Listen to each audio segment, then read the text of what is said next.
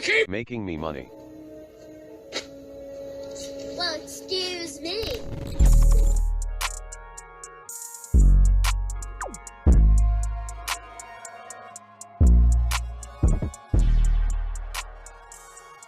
Microsoft buying Activision is a good thing. Now hold on, before you hit that dislike button and jump in the comments trying to trash my opinion, just let me explain. If you want to jump to the end of the video to see my reasons why, feel free, man. But I'm gonna go into the situation for those that are not aware of what's going on, so you can kind of get some context on why I feel the way I do. Today's video, we're actually going to be discussing the whole acquisition thing going on with Microsoft and Activision. And all you see is everyone talking about this, from small people begging the government to look into this, to big people, such as Adam Conover, blowing up on social media the other night, in which he made a TikTok rant stating that Microsoft would possibly be creating a monopoly. Now, the problem that I have with this, specifically with him making this post, is he could be coming from a slightly jaded perspective or a biased perspective. And the reason I say that is because, come on, man, he clearly is a PlayStation fanboy. He's made posts about it. And second, he was the victim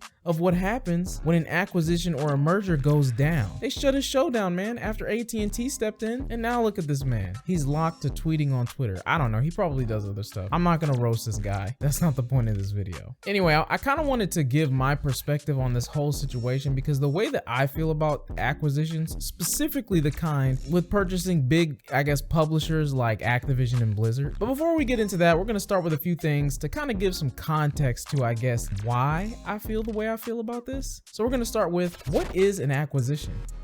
Simply put, it happens when a company purchases all of the shares of another company to gain control of said company. Now, I want you to know, Microsoft is not alone in this entire acquisition situation. I mean, companies buy other companies consistently all the time. Now, the thing that's rare is not a lot of companies are spending $68 billion to purchase entire publishers like Microsoft. Microsoft is confident that this deal will go through because even with the purchase of Activision and Blizzard, they still would only be like the third largest publisher in the world. It's not like they're even taking up 30 or 40 or 50% of the entire publishing market. I mean, honestly, you could combine them with a couple of the other top publishers in the world and they still aren't even touching Embracer Group. I didn't even know about Embracer Group until about 2 weeks ago. Now that you kind of really understand what a acquisition is, you might be wondering, like, what are some of the pros and cons of, say, Microsoft owning such a large publisher on the market? First, let's talk about some of the pros. Bigger firms that have the same goals in mind, where there's some kind of synergy,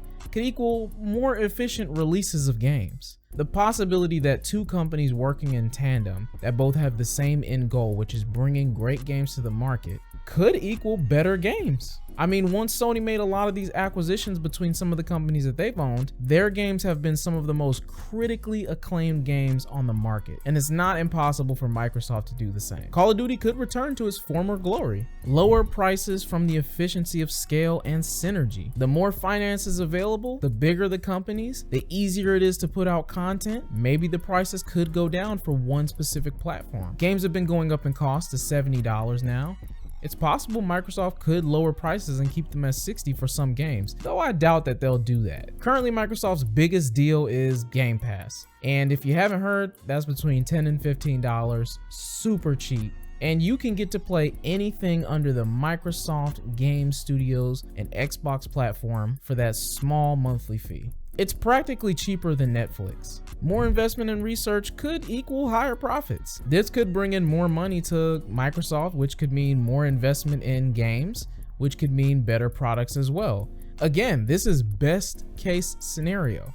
Gaming is a very fickle market, in my opinion, so I feel like Microsoft has a lot of ground to gain because of how they initially treated the console market with the original Xbox One.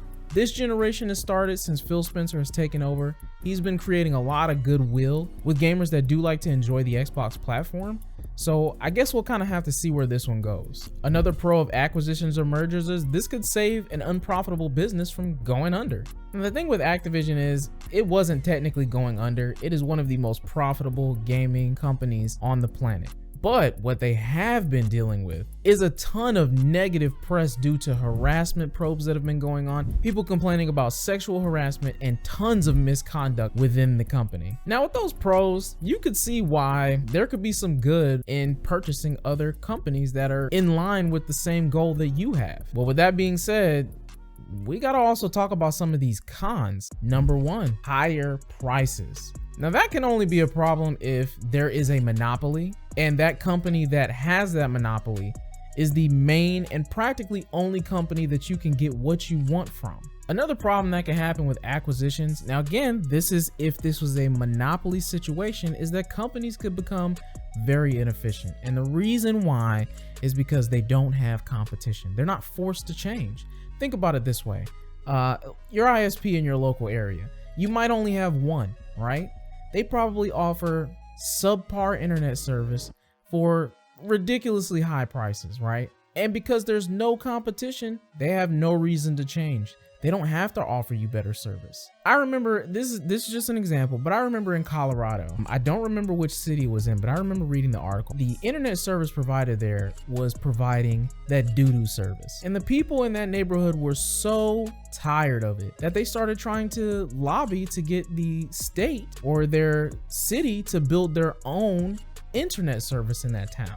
They actually did get the city to build a local internet infrastructure there, and that internet blew the regular internet service provider out the water, which forced that internet service provider to create better services. This is the problem when you monopolize an area. Another issue, two very different firms may struggle to merge. I don't think that's a problem here.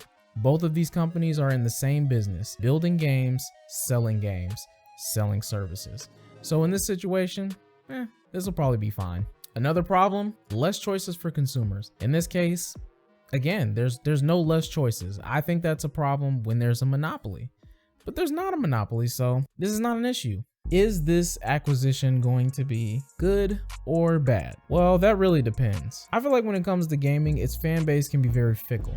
If you do stuff to piss gamers off, they're going to be vocal about it. In this case, I think that Microsoft's been trying to create a lot of goodwill between gamers and their company to fix their image from the previous CEO that they had. But you see, Microsoft, they're realizing you can't survive without a community. You have to create a community. And this could be because Phil Spencer's a gamer, right? He could be doing all this because this is what he would want as a gamer. But the reality of it is if you're not treating your fans like humans and giving them something good, you're treating them like trash, they'll leave, i.e. Xbox One. I do think that this will change a lot with Activision, right? I feel like when companies like Activision, who used to make amazing games, not saying that they haven't published or created any amazing games since, but you know, just made iconic games such as Modern Warfare. I feel like once they go on their own and they start getting investors, the end goal of creating good games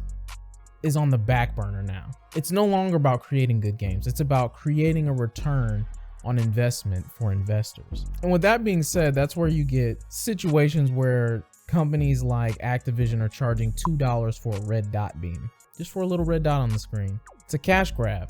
You end up hurting your core market because your end goal is no longer creating a good game. Your end goal is to make as much money as possible. So I think that when companies go independent and they start dealing with investors and stocks and the open market, I feel like it can hurt gaming. So in my opinion, as someone who did enjoy COD, I feel like this is a good thing because now they can get the investors out of the equation and focus on just creating a good Call of Duty game. It's not just me. Even Microsoft, Phil has come out and said he's gone to these developers after they've announced this acquisition and asked them, what do you want to work on? Not only did they ask what they wanted to work on, but they also discussed the possibility of stretching out Call of Duty games instead of coming out with one every year, every single year. Cut, copy, and paste. They're talking about coming out with one maybe every 2 to 3 years, which would give developers time to actually create something great. Focus on creating some compelling storylines, great gunplay mechanics, high quality sound effects, something that could really push this console generation, if you're a console gamer, to the I guess, next limit, considering that Call of Duty is such a large franchise. I mean, this franchise moves numbers, regardless what anybody online says. So my opinions on certain acquisitions, I don't personally think they're bad, but I could also be coming from a selfish perspective because I just want a good game. And at the end of the day, everyone's being selfish. You're selfish if you say, I want it to be on PlayStation because that's what I want. That's what you want. A company would be selfish if they bought it because they said they just want to make money. If you're an Xbox fanboy, you would be selfish if you said, I want them to make that exclusive because Sony does the same thing and this is what I want. At the end of the day, everyone's kind of selfish when it comes to this stuff.